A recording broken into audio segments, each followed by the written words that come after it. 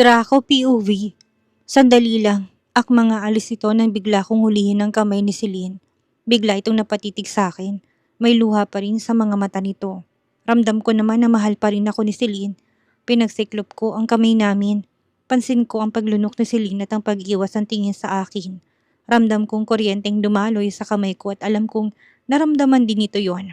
Alam kong mahal namin ang isa't isa. Naramdaman ko yon. Kahit na may kalamigan ang trato ni Celine sa akin, hindi may tatanggi ng puso ko ang ipinapakita nitong pag-aalala sa akin. Hindi pa rin ako nito matitiis. Baby ko, may kukunin lang ako sa loob. Kumalas ako sa pagkakahawak ko sa kamay nito. Pumasok to sa loob. Kahit na hinang-hinang katawan ko, sinundan ko ito. Laking pasalamat ko't nakabukas ang pintuan. Pumasok ako sa kwarto nito.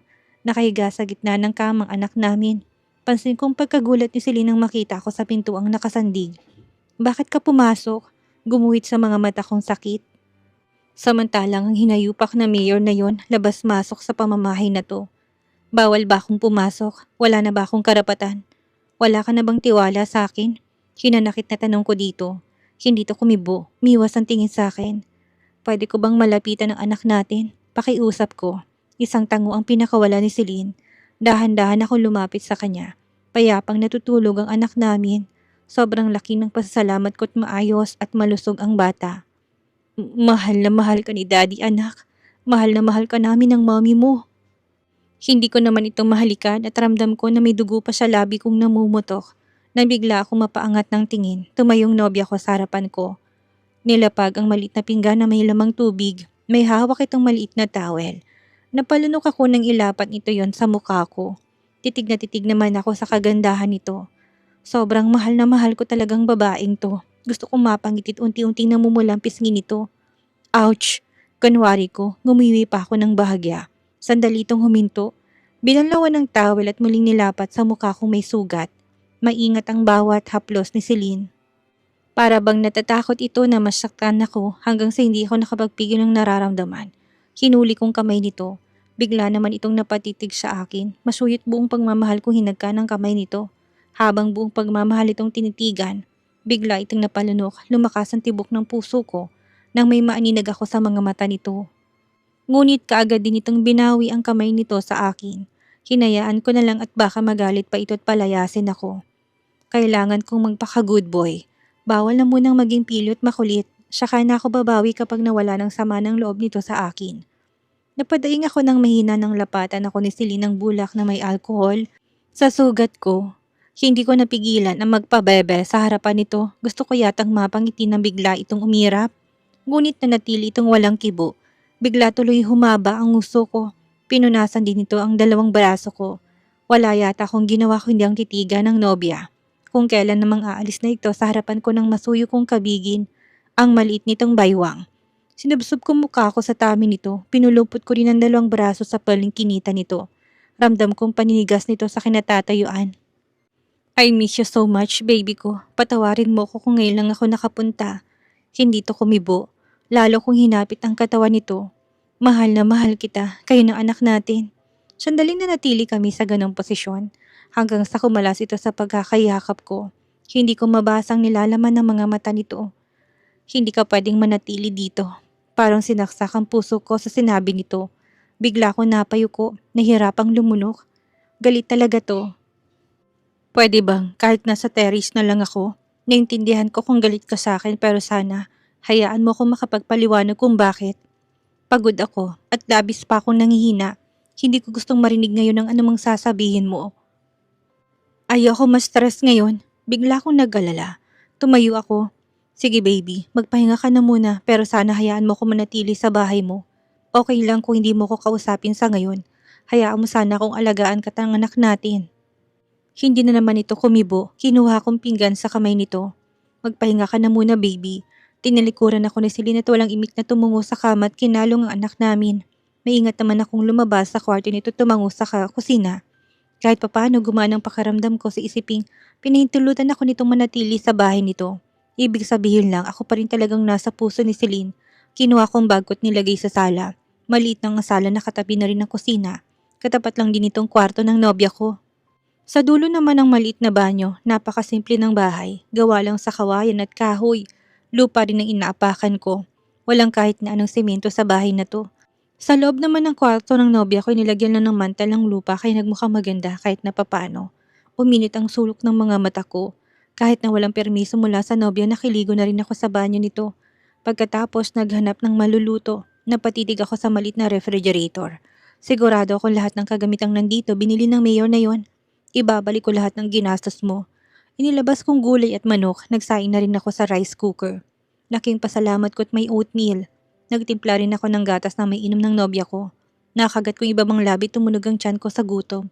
Kumatok ako sa pintuan, sumilip ako sa loob. Nakahiga ang nobya ko, nakatagilid to kaya hindi ko makita kung tulog ba ito o gising. Dahan-dahan akong lumapit. Baby, masuyong pagtawag ko. Nilapag ko muna ang pagkain nito sa malit na lamesang naroon. Napangiti ako habang pinagmamasdan ng mag-ina. Hindi ko napigilang haplusin ang mukha ng kasintahan. Bigla ko natigilan nang gumalaw ito, hanggang sa mapangulat ito. Baby, dinalan kita ng makakain mo. Hindi pa ito nakakapagsalita nang biglang bumukas ang pinto. At gano'n na lang pagkunot ng noo ko't walang hiyang si Mayor. Gulat din ito na makita ko sa loob. Hawak-hawak kong pagkain na ibibigay ko sa nobya. Celine, dinalan kita ng makakain. At talagang ang kapal ng mukha nito, dire-diretso to na akala mo wala ako doon. Napaupong nobya ko, umigting ang pangako ng upong lalaki sa paanan ng nobya ko at abala itong nilabas. Ang binili nito. Akala siguro nito hindi ko rin kayang bilhin ng mga yon. Gago ba talaga? Ang mayor na to, walang-wala siya sa kayamanang meron ako. Mayor lang siya. Gumagalaw ang pangako, humigpit din ang pagkakahawa ko sa maliit na tray na nasa kamay ko. Yung paborito mo, nakangiting wika nito sa nobya ko. Hanggang sa ilapag nito yon sa hita ng nobya ko. Kumain ka na para magkaroon ka ng lakas. Nang biglang mapatingin sa akin ng nobya ko, nagkatitigan kami, ngunit sa huli, dinampot ni Celine ang pagkain binigay sa kanya ng buwisit na mayor. Bigla akong nanginig, hanggang sa tahimik akong lumabas, bitbit ang pagkain na ibibigay ko sana sa kanya. Mabibigat ang bawat paghinga ko habang nakatulala sa kawalan, hanggang sa mapalingon ako. Tumalim ang mga mata ko dito, nakapamulsa itong lumapit sa akin. Para patas ang laban, ganito na lang ang gawin natin. Sabay hinto nito. Tutal, may dahilan kang manatili dito dahil sa anak mo. Pero tignan na lang natin kung kaninong atensyon mapupuntang atensyon na ibibigay ni Celine, kung sa'yo ba o sa akin. Umigting ang pangako. Gawin mong lahat at gagawin ko rin ang lahat. Kung sinong talo, siya ang lalayo. Deal ba? Sabay arko ng labi nito. Gigil ko tong kinwelyuhan.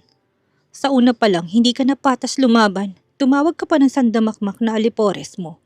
Para ipakaladkad ako papalayo sa nobya ko. Sa una pa lang, isa ka ng malaking duwag. Gigil na wika ko sa pagmumukha nito. Sobrang hina lang ng boses namin at baka marinig ng nobya ko.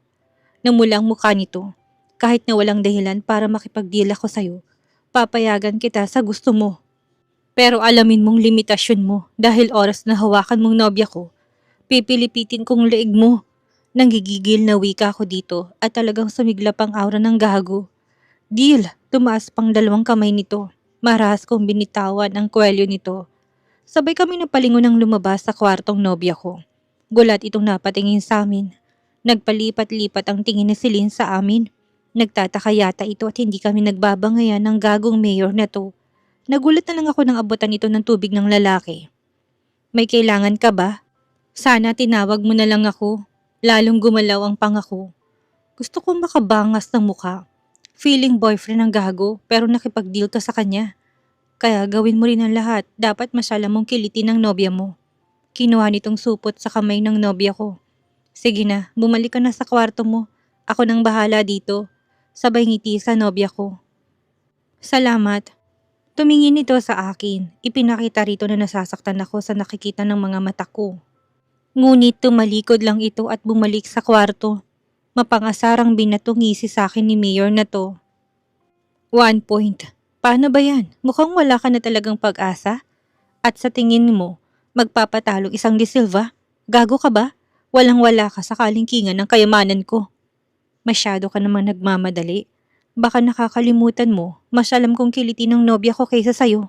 Sandali itong natigilan. Baka noon, hindi na ngayon.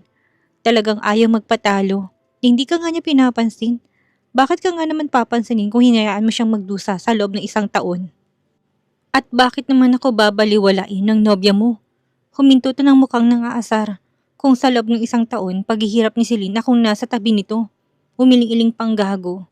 Basta, yung deal natin ha. Usapang lalaki to. Kung sinong matalo'y siyang lalayo. Kumuyom ang kamao ko. Saan ba kumukuha ng tatag ang gagong to? Lakas ng kumpiyansa sa sarili. Tingin naman ito magpapatalo ako. Sinamantala kong wala sa bahay ng nobya ko ang mayor na yon, kumain na rin ako sa labas. Habang naglalakad pa uwi ng bahay ng nobya ko, ilang bulong-bulungan ang naririnig ko. Mukhang nagkakainitan sila ni Mayor at yung lalaki na yan. Balita ko kasi, siyang nobyo ni Celine. Oo nga, at mukhang hindi pumapayag si Mayor. Kung sa bagay, matagal na rin siyang naliligaw doon sa dalaga. Halos doon na nga tumira. Umigting ang pangako. Bakit kasi ngayon lang siya nagpakita, kung kailan naman may iba na nag-aalaga kay Celine. Tanggapan ni Mayor yung bata. Bigla ko napahinto. Bumigat ang pakiramdam ko. Hindi ko akalain na sa hirap ng buhay sa lugar na to, may oras pang makialam ang mga taong ito sa buhay ng iba. Nilingon kong ang mga ito at ganoon na lang pagkataranta ng mga to't isa-isang nag-alisan. Hapon na ng mga oras na yun, pagkatapat ko ng pinto, pareho kami nagkagulatan, nginitian ko ito. Baby, naggrocery ako, sabay angat ng mga pinamili ko. Biglang naglahong ngiti sa labi ko nang makitang buwisit na Mayor. Galing to sa banyo. Nakasuot to ng apron. Pagtingin ko sa kusina, may ilan na nakahanda para lutuin. Naunahan na naman ako ng gago. Hindi ko akalain na nandito na to at walang sasakyan sa labas. O baka sa kanya yung sasakyan na nasa kabilang bahay. Bigla itong ngumisi sa akin. Sa loob ka na muna, Celine. Ako nang bahala dito. Wika ng gago. Gumalaw ang pangako habang matalim na nakatingin dito nang biglang tumingin sa akin ng nobya ko. Napalunok ako. Paglulutuan din kita, baby, at pilit ngumiti dito. Biglang kumabog ang dibdib ko ng bahagyatong tumango. Sana naman hindi ako namalikmata. Hindi kasi halata rito, pero yun ang napansin ko. Dahil ayaw ba nitong ipakita sa gagong lalaki na to? Pero bakit? Nasundan ko to ng tingin nang pumasok to sa loob ng kwarto. Walang kibun ipinatong ko sa lamesa ang lahat ng pinamili ko, pangisi-ngisi lang ang gago. Natigilan ito nang ipatong kong kakapalang pera sa harapan nito, tumingala ito sa akin. Tumaas ang kilay, masamang tingin ang pinukol ko rito. Bayad sa lahat ng kagamitang nandito sa bahay ng nobya ko. Nakakainsulto tong tumingin sa akin. Sigurado ka? Baka mamulubi ka. Biglang kumuyom ang kamao ko. Kilala mo ba talagang kausap mo? Timbag ang nawika ko. Ang ikinainis ko at kalmado lang ang gago. Akala mo panalo na. Tumangutango ito habang patuloy na humihiwan ng Ricardo. Kilala ko, syempre, isa sa pinakamayaman sa buong mundo. Bigla itong huminto sa paghiwat nilabanan ng titig ko. Ang tanong, mananatili ka pa kayang mayaman? Ang pagkakaalam ko, umalis ang nobya mo dahil ayaw sa kanya ng pamilya mo. At dahil sinundan mo siya, I'm sure itatakwil ka nila. At saka itong ngumisi, bigla ko natigilan. At kapag tinakwil ka nila, siguradong butas ang bulsa mo na pangisi to. Ano na lang ipapakain mo sa dalawa? Hindi naman yata na naisin ni Celine na piliin ka kung wala ka nang ipapakain sa kanila. Tumunog ang ngipin ko sa galit. Inis na ibinato kong pera dito. Nag-iisa kong anak na lalaki ng mga De Silva. Hindi yun magagawa ng sariling mga magulang ko. At wala kang pakialam. Umigting ang pangako. Habang tumatagal, palala ng palala ang inis ko sa lalaking ito. Dahil yata sa selos na naramdaman ko kapag kinakausap to ng nobya ko at binibigyan ng atensyon. Dinampot nitong pera sabay tingin sa akin. Nakakaloko talagang pangisi-ngisi nito. Sigurado ka na talaga dito ha, habang pinapakita sa akin ng perang binato ko rito. Salamat, sabay arko ng labi nito. Mabigat ang loob kong kumilos pa rin para magluto. Gusto ko tong itapon palabas ng bahay. Naalibadbaran ako sa pagmumukha nito. Nauna itong nakapagluto nang bigla akong mapalingon nang marinig kong iyak ng anak ko. Akmang papasok to sa loob ng kwarto nang hablutin kong braso nito. Sa lubong ang makapal kong kilay. Hindi ka pwedeng pumasok. Gigil na wika ko. Baka nakakalimutan mong may usapan tayo. Alam ko pero hindi sa lahat ng oras basta ka nalang papasok. Paano ko nagpapa-breastfeed ang nobya ko sa anak namin? Nagtaas baba ang paghinga ko sa tindi ng inis. Kung hindi lang talaga magagalit ang nobya ko, kanina ko pa ito nasuntok at pinalayas. Kumunot ang noo ko nang kumatok ito. Nangaasar ang mga ngisi nito. Celine, papasok ako ah. Napabitaw ako ng marahas na buntong hininga nang buksan nitong pinto. Sumunod ako dito. Nakaupong nobya ko habang karga-karga nitong anak namin at inugoy-ugoy. Gulat itong napatingin sa amin. Okay ka lang ba? Gusto mong ako na munang magkarga sa bata? Tumigas ang mukha ko na patingin dito. Kumuyom ang kamao ko at alam ko nakita yun ng nobya ko. Mukhang hindi na tama ang gusto ng hinayupak na mayor na to. Gusto pa yatang ipamukha sa akin na talagang hindi na ako kailangan ng nobya ko. Nakakalimutan yata nitong anak kong gusto nitong kargahin. Umiling ang nobya ko. Hindi na, okay lang ako. Lumabas na muna kayong dalawa. At saka nito tinuon ang pansin sa anak namin. Ako naman ang umisi dito.